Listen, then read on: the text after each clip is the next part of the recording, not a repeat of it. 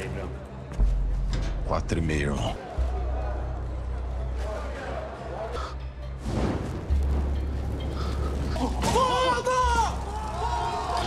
Iceberg. Fogo no raio, fogo no raio.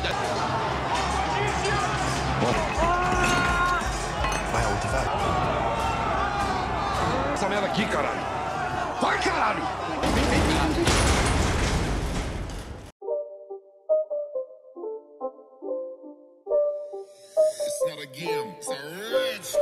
Halo guys, kembali lagi bersama saya Stephen di channel Broview.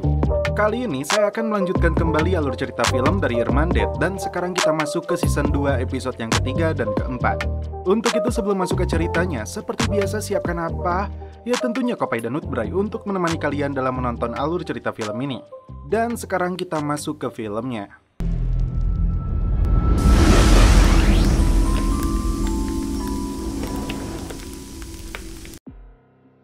Di awal film, Chris dan tim berhasil kabur meninggalkan lokasi perampokan.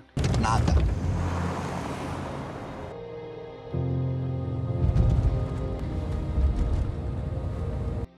Beberapa polisi dan rekan mereka yang bernama Wellington menjadi korban. Rekannya menjamin Wellington bersih dan tidak akan dihubungkan dengan persaudaraan. Tim forensik melakukan olah TKP dan mendapati pistol yang diperoleh dari tangan Wellington adalah milik Matos, polisi yang sebelumnya dibunuh.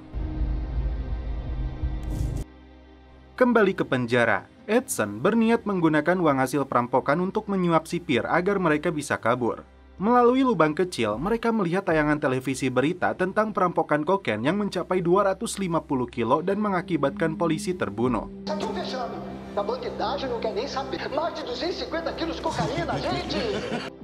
Inilah yang menjadi masalah bagi Edson karena sekda akan murka kepada mereka. Darlene dan timnya lalu memindahkan narkoboy itu ke mobil lain untuk menghindari kecurigaan aparat. Maria, né? Vai desovar esse carro e fica por aqui.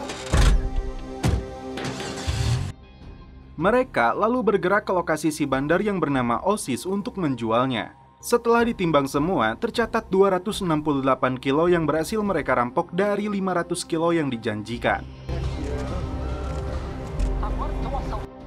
Dan ternyata, bandar kurang asem ini tidak mau membayar narkoboy tersebut kecuali Darlene membawakan sisanya. Sebagai penghubung mereka, gangster abal-abal ini meminta Z agar tetap membayarnya. Karena tidak mau diatur, ini yang dilakukan si bos gangster. Darlene terpaksa pulang dengan tangan kosong. Di malam hari, mayatnya mereka kubur di lokasi tersembunyi. Keesokan paginya, Chris mendapat pesan dari Darlene tentang masalah ini. Ferreira menunjukkan pistol milik Matos yang digunakan pelaku untuk merampok narkoboy kepada atasannya. Karena ini dianggap perang, dia langsung menelepon sekda. Ivan dan Buri menyeret Zika ke dalam sel mereka.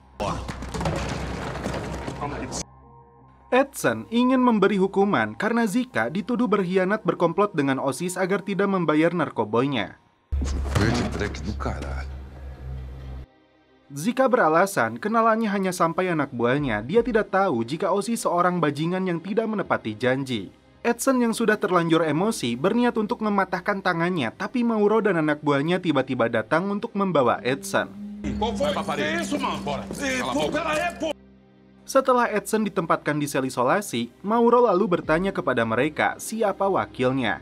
Karena Ivan mengaku dirinya sebagai wakil ketua Irmandad, Mauro langsung membawanya juga. Sekda bajingan yang bernama Gomez ini mengancam tidak akan memberi makan dan minum kepada Edson hingga tewas jika Irmandad tidak bisa membayarnya. Selain itu, karena tewasnya beberapa polisi, dia minta Ivan untuk menyebutkan lokasi persembunyian Darlene yang saat ini menjadi target buruan para polisi yang dendam. Não chegar, aquela tranca vai ser o túmulo dele. E eu quero a caçada. É aqui, seu... Chris menemui Ivan di dalam penjara. Hanya satu solusi untuk mengatasi masalah ini.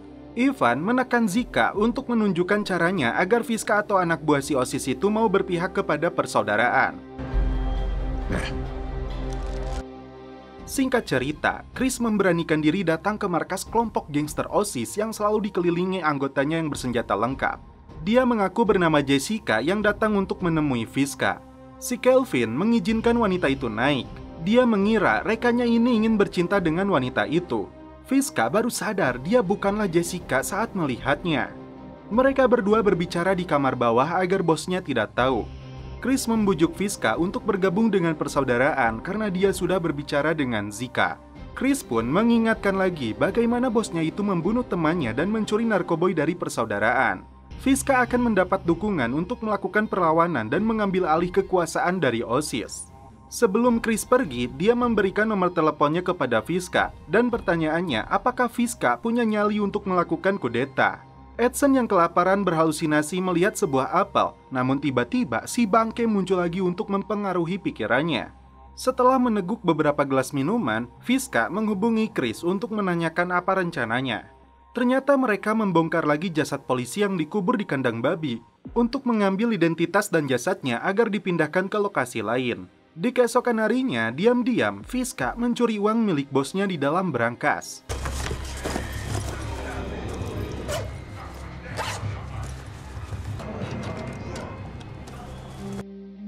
Setelah itu, Fiska mengirim pesan kepada Chris. Disinilah Chris menjalankan rencananya untuk menjebak kelompok gangster OSIS. Dia hubungi polisi untuk melaporkan keberadaan mayat polisi di lokasi OSIS. Benar saja, polisi menemukan mayat Matos dan beberapa orang lainnya. Pasukan khusus diterjunkan ke markas gangster ini untuk menangkap OSIS dan komplotannya.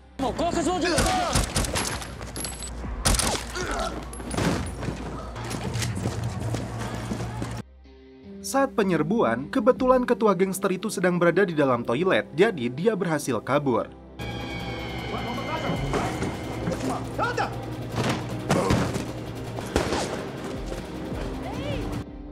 Polisi yang melakukan pengejaran pun tidak berhasil menangkapnya.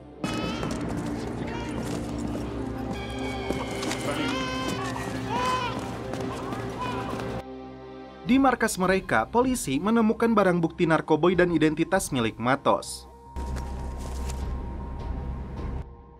Uang yang diperoleh Fiska diserahkan kepada Chris lalu dibayarkan kepada Sekda dan Mauro. Di kantor polisi, ternyata Marcel datang untuk memberitahu aparat cara untuk menemukan keberadaan Darlene. Edson akhirnya dikeluarkan dari lubang tikus dan bergabung lagi dengan anggotanya. Namun sepertinya dia menganggap Zika berkhianat. Sementara itu, Chris membawa Fiska ke markas Irmandet karena OSIS berhasil lolos. Tapi Darlene tetap tidak setuju dengan rencananya. Padahal Chris sudah mengkambing hitamkan OSIS kepada polisi agar Darlene selamat, tapi tetap saja kakak iparnya ini heras babatok. E a sua palavra vale mais que a do Edson, porra! Sama halnya dengan Edson yang tidak suka dengan cara yang dilakukan oleh Ivan. E como é que a gente vai fugir sem grana, cara? E não ia baixar a cabeça pra verme nenhum. Dia merasa dirinya sebagai pemimpin yang tidak mau tunduk kepada polisi. Edson ingin Ivan mematahkan tangan si Zika. Sedangkan Darlene memaksa Chris untuk menyingkirkan Fiska.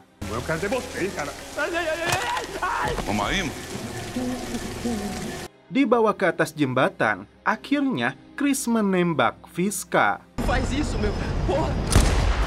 Dan setelah itu, film pun berlanjut ke episode 4. Putra Gomez yang masih sekolah diberitahu oleh gurunya bahwa kelompok gangster persaudaraan dianggap sebagai para pahlawan yang menuntut keadilan dan hak asasi manusia bagi seluruh narapidana.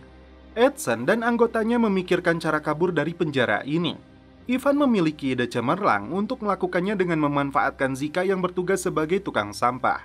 Karena gerobak sampah itu terbatas, Edson mengajak Buri. Dan selanjutnya, Ivan akan memimpin persaudaraan di penjara ini. Ketika Gomez mengantar anaknya sekolah, seseorang mengawasi rutinitasnya untuk dilaporkan kepada Chris. Aí, doutora, esse é o dia a dia do... Karena Gomez sedang merenovasi rumahnya, Chris akan memanfaatkan hal itu. Dengan menggunakan mesin poligraf, Marcel memberikan kesaksian jika Christina terjebak oleh Darlene dan anggota persaudaraan. Isso, irmã.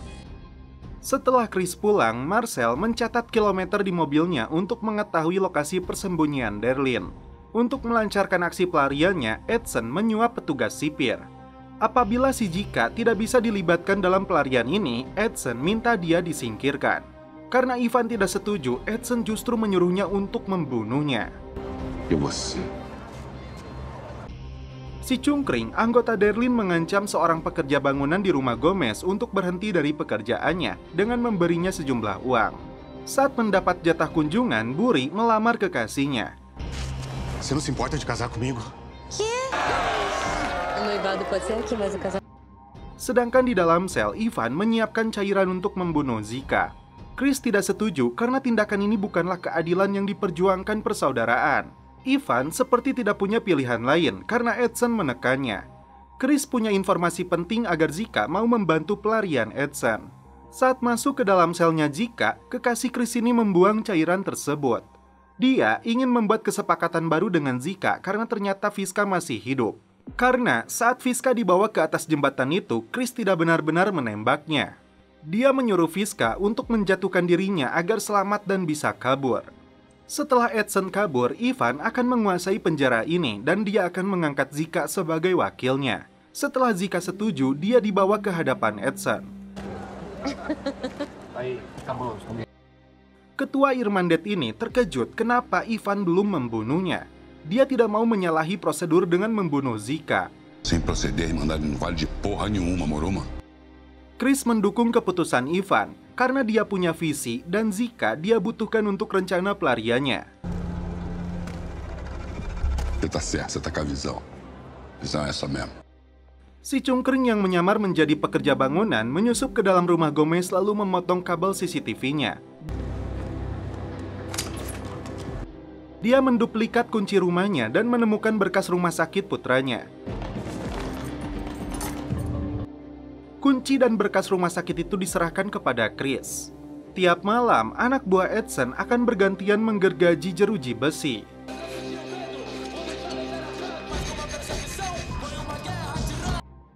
Sedangkan Chris menemukan informasi jika anak sekda itu mengidap penyakit epilepsi.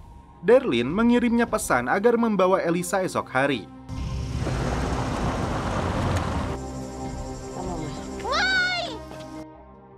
Chris memberitahu Derlin tentang rencana penculikan anak Gomez tidak bisa dilakukan. Como é que você sabe disso, Darlene? Seu garoto. Karena anaknya mengidap epilepsi yang membuatnya terbunuh jika penyakitnya kambuh. Jika itu terjadi, Gomez akan membunuh seluruh tahanan termasuk Edson. Derlin tidak peduli, rencana ini akan tetap dia lakukan. Cama de verdade pela primeira vez na vida com meu marido. Karena mengaku punya ijazah perawat, Derlin akan mengurusnya. Tenho por causa de playboyzinho de merda. Chris mengingatkan jika rencana ini gagal, kejadiannya akan lebih buruk daripada di terowongan. Mas tem alguma merda. Buri berpendapat Zika tidak bisa dipercaya saat melihatnya dekat dengan petugas sipir. Ivan meyakinkan Zika bisa dipercaya. Karena pendapatnya tidak diterima, Buri menyerang Ivan. Que vai ter retaliação, Buri! Akibatnya, Mauro menempatkan si Buri di sel lain. Longe da gangue dele. Não, senhor! Não, senhor! Mauro tidak akan melepaskannya lagi kecuali Edson membayarnya tepat waktu. Paga que a gente conversa. Saat Elisa kembali ke rumah, Marcel menemukan gambar yang dibuatnya yang diduga adalah lokasi persembunyian Derlin. Karena kasus perkelahian itu, Buri terpaksa tidak bisa ikut Edson kabur dari penjara ini. Tô aqui, irmão. Porque a Irmandade precisar, eu tô aqui. Dá salve na Neiva pra mim. Itu berarti Ivan yang sebelumnya akan memimpin persaudaraan di penjara ini akan ikut kabur dengan Edson.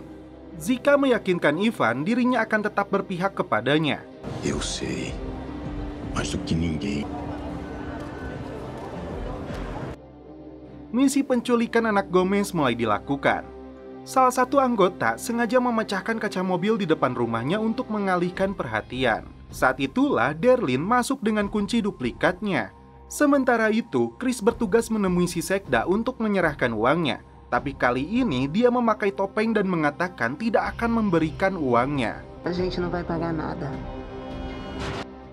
Buri membakar kasur untuk menimbulkan kebakaran agar petugas penjara teralihkan perhatiannya.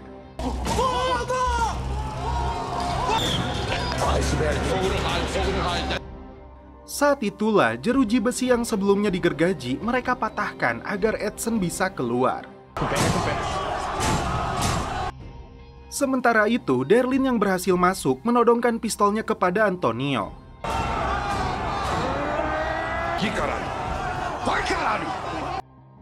Chris menelepon rumah sekda ini dan mengancam keselamatan anaknya jika dia tidak mau menuruti perintah persaudaraan. Troli sampah didorong berkali-kali agar jeruji selnya patah. Sementara itu petugas sipir lain sedang mengambil pemadam.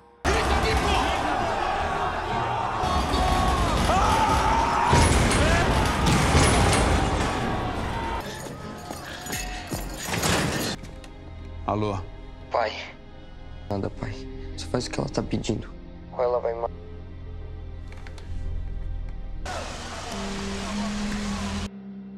Edson dan Ivan diam-diam masuk ke dalam gerobak sampah itu. Sementara Buri mengalihkan perhatian petugas.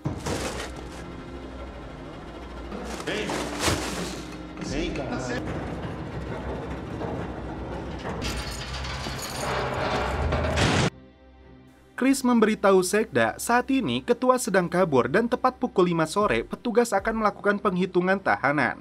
E alguns deles não vão estar lá. Bora fazer. Não vai rolar. Saat menyadari ada yang kabur, Mauro akan menghubungi sekda. Dia ingin pertumpahan darah dan pemukulan untuk tahanan lain dihentikan jika dia ingin nyawa anaknya selamat. Ivan dan Edson kemudian naik ke atas truk sampah dan bersembunyi di dalamnya.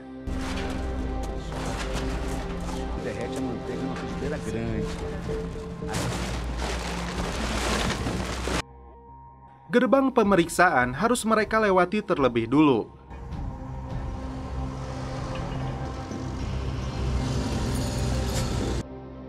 Petugas menggunakan besi untuk menusuk sampah-sampah tersebut. Kaki Ivan sempat tertusuk hingga berdarah.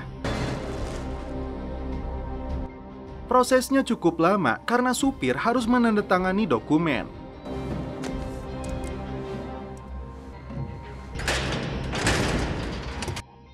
Petugas baru sadar ketika tidak melihat Edson di selnya.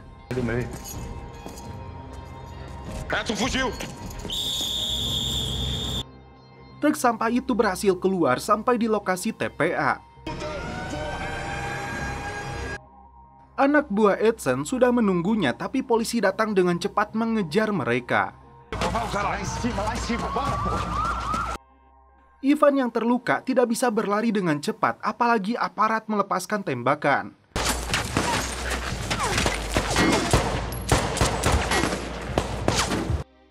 Edson memutuskan untuk meninggalkan Ivan. Derlin sendiri berbuat kesalahan dengan memukul anak itu karena berteriak. Seketika penyakit anak itu kambuh dan mengancam nyawanya. Menino, hey, acorda, acorda. Chris pun menghubunginya kalau situasi sudah aman. Lalu apa tindakan Derlin? Dan apakah Ivan berhasil lolos? Film pun berlanjut ke episode 5.